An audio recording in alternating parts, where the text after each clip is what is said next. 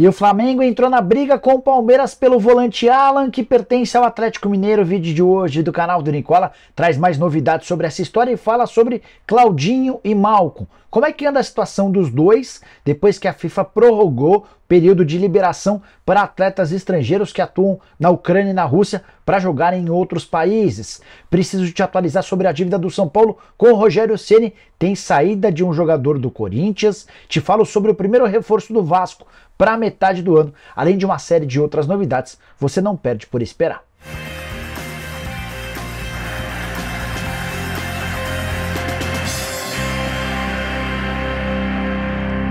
Fala aí pessoal, sou Jorge Nicola, bem-vindos a mais um vídeo do canal. Para quem não me conhece, jornalista esportivo, e a missão por aqui é deixar você por dentro das últimas do mercado, de bastidor, finanças e muito mais. Para não perder nada, aperta o botão vermelho de inscreva-se, ative as notificações e junte-se a quase 1.300.000 pessoas inscritas por aqui.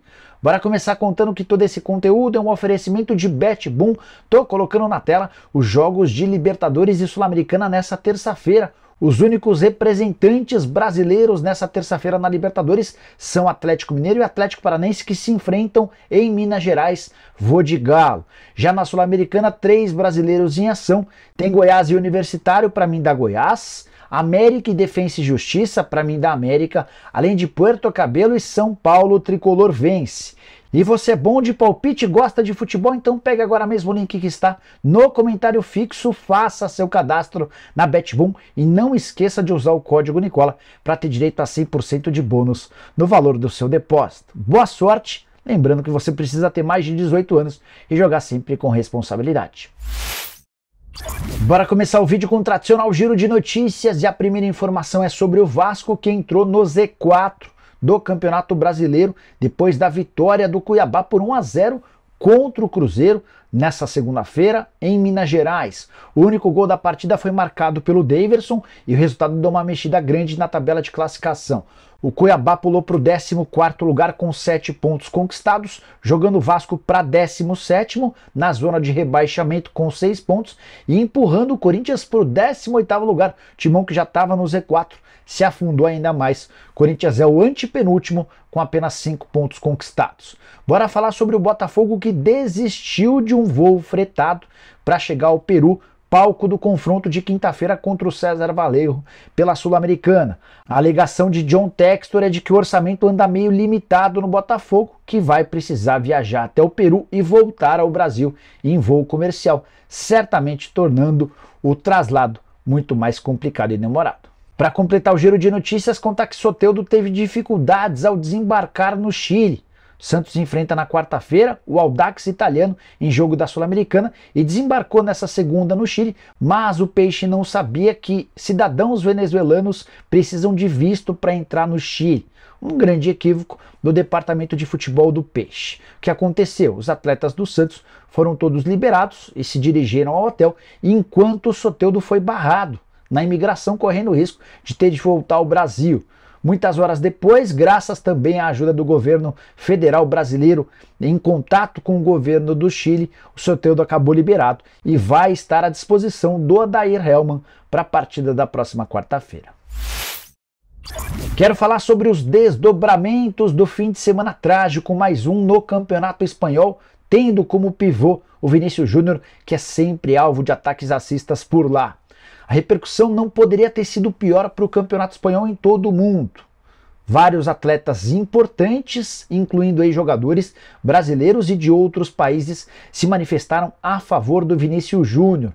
Importante contar que clubes de futebol, praticamente todos do Brasil e outros importantes do mundo, também condenaram as ações de torcedores espanhóis. Reclamação do governo brasileiro, que se juntou a um protesto do primeiro-ministro da Espanha e até do presidente da FIFA, fazem com que medidas importantes tenham de ser tomadas a partir de agora para coibir cenas como essas no futebol espanhol. Queria destacar ainda que o Banco Santander, principal patrocinador do Campeonato Espanhol, divulgou uma nota de repúdio ao que aconteceu no final de semana no confronto entre Real Madrid e Valência no Mestalla, estádio do Valência. O Banco Santander deixou bem claro que exige uma solução rápida para o problema. E diante de tantos desdobramentos, começo a ter esperança de que as coisas mudem no futebol espanhol. Hora de falar sobre o Vasco. Os primeiros reforços do Cruzmaltino para julho estão sendo conhecidos. Um já está fechado. O Vasco assinou nos últimos dias um pré-contrato com o Serginho, atacante brasileiro que pertence ao Giresunspor da Turquia. Seu vínculo se encerra agora no dia 30 de junho e o atleta já assinou um pré-contrato com o Vasco para se tornar reforço de graça a partir de 1º de julho. Se você não o conhece, ele é um ponta-direita de 28 anos de idade, também pode atuar como ponta-esquerda, assinou um pré-contrato com o Cruzmaltino de 18 meses, ou seja, 1 ano e meio de duração. A ideia do Vasco é anunciá-lo somente depois do fim de sua participação no Campeonato Turco para evitar problemas ao atleta com torcedores do Giresunspor. Na atual temporada, 29 jogos, 28 como titular, 3 gols e 6 assistências. Não é um jogador de muitos gols na carreira, embora tenha sido procurado pelo São Paulo no início da temporada. Você não deve conhecê-lo até porque ele praticamente não jogou no Brasil e passou por países de nenhum reconhecimento futebolístico, como por exemplo Kosovo, Albânia e Macedônia do Norte até 2021, quando foi contratado por esse time turco.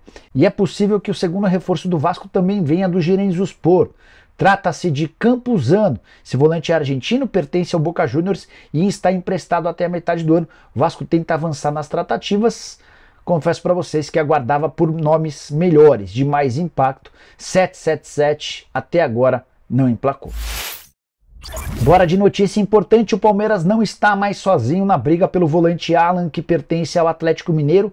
O Flamengo, que monitorava a situação do atleta há bastante tempo, com o aval de Jorge Sampaoli, também quer sua contratação. Vale a lembrança de que na passagem do Sampaoli pelo Galo, em 2020, Sampaoli e Alan trabalharam juntos e a relação foi das melhores. Sampaoli é fã desse atleta e desde que chegou ao rubro-negro identificou Alan como prioridade número 1 para a função de volante.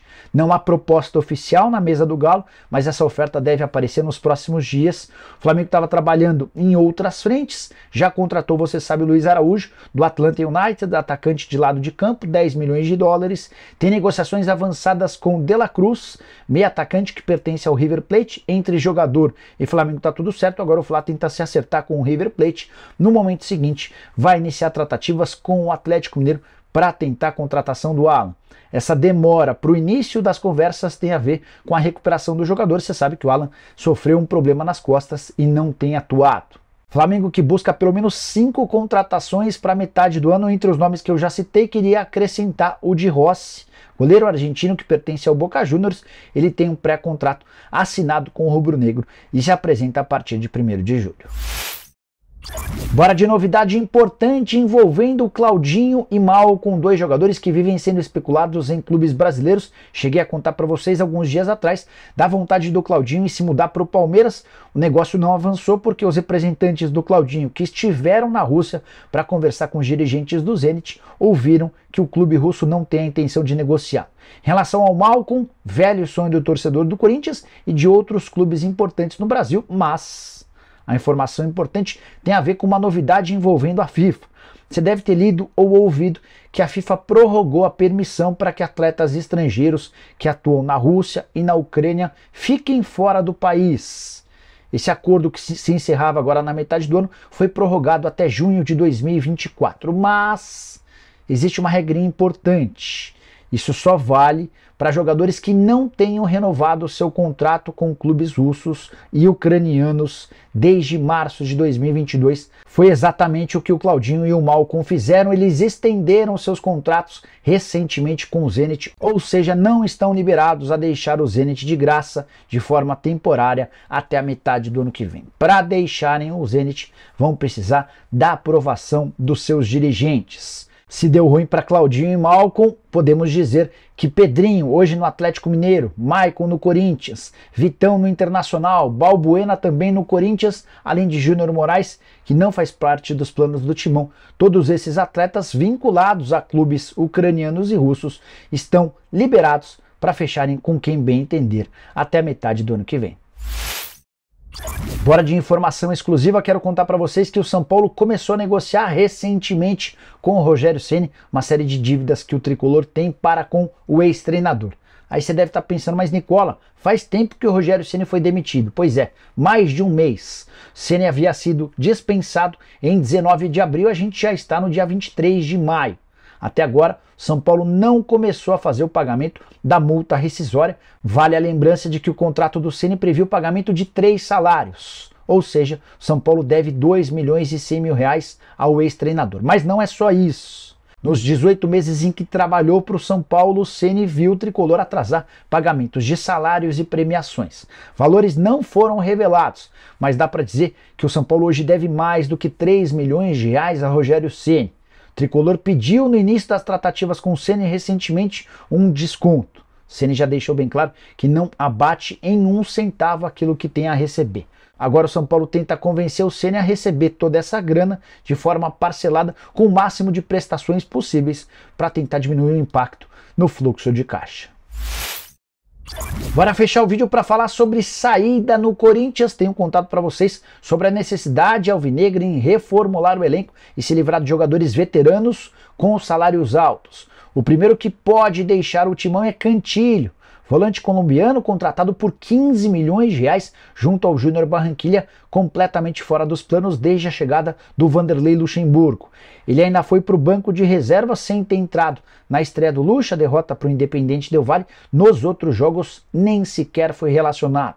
E o pessoal do torcedores.com trouxe a informação de que o Cantillo já se acertou para jogar no Júnior Barranquilla de novo. Ele ficaria emprestado até o fim da temporada, quando termina seu contrato com o Corinthians. Só que essa informação até o momento não foi confirmada pelos veículos de imprensa na Colômbia. Há quem diga por lá que o salário do Cantillo é considerado muito alto para o Júnior Barranquilla. O Corinthians ainda precisaria, além de emprestá-lo de graça, ajudar com parte dos salários, o que não parece motivar muitos dirigentes alvinegros. O que é certo é que o Cantillo vai embora e outras mudanças devem acontecer nos próximos dias. Só a título de curiosidade, queria citar alguns salários e números alarmantes. Balbuena, que não tem jogado, custa 800 mil reais por mês. Cantillo ganha na casa dos 500 mil, assim como Júnior Moraes, outro atleta afastado. Paulinho, que recentemente virou titular com o Vanderlei Luxemburgo, mas já andou em baixa, custa 1,5 milhão de reais mensais. Para completar, Ángel Romero, que tem pouquíssimos serviços prestados em sua mais recente passagem alvinegra, custa 400 mil reais por mês.